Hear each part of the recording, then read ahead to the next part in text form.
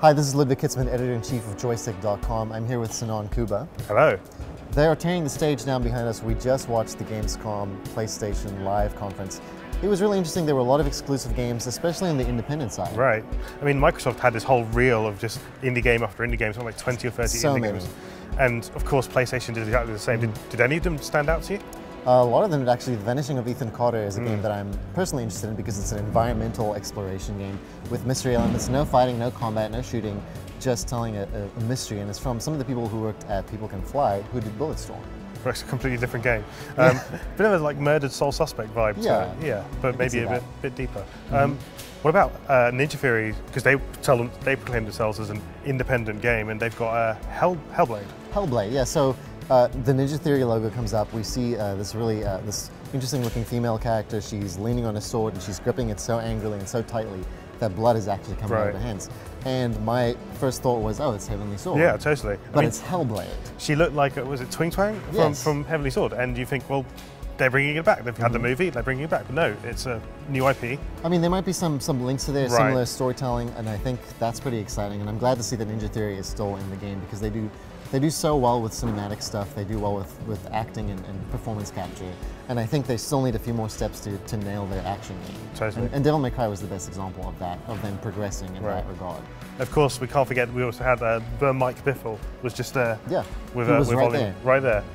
So loads of indie games. What else stood out to you in the conference? So I want to jump to the end of the show now, and we'll come back to the middle part later. But there's a game called Wild that's from Michel Ancel, who is essentially, I mean, if you think about it, he's almost the Miyamoto of Ubisoft. He created Rayman, he worked on Beyond Good and Evil, and now he's working on Wild with his own studio. It is an open world animal game with co-op elements. We couldn't really figure it out because they said you could play as any living animal, although there's a skeleton, which I don't really think classifies as a living animal. No, it was a bit difficult to actually get what you were supposed to do in it, but at the same time, there were so many things going on, and it had this kind of emotional feel to it. It had this amazing moment where you see the main guy, and he's just sitting there, and the wolf cub clambers over him and falls over. And it's a game where you see it, and you want to start describing it, and you want to classify it somehow. Because, you know, humans have to instinctually classify everything psychologically. It's the only way you can make sense of things. But how do you describe this game? And that's what's exciting about it. Like, we just saw a game that is really tough to put into words. Absolutely. And that just makes you want to learn more about it. So. Which we will do as Gamescom continues. So the other thing that I wanted to mention is System Software 2.0, which is a really boring title, but it's something exciting because you will be able to share, well, maybe not share, but if you're playing a game and you're a PlayStation Plus member and you have another friend who's also in PlayStation Plus, you can invite them into your co-op game even if they do not have that game. Now, the cynical reaction might be, oh, this is a marketing ploy. People will start playing the game and they'll want to continue and then just purchase it online and keep playing. But I think it's a really cool way to share games because with all the rights management around games right now, it's tough to just share something and loan something like you used to. Right, totally, I completely agree. And they were also trying to push the online side with this more intuitive friend system, trying to make it easier for you to find friends.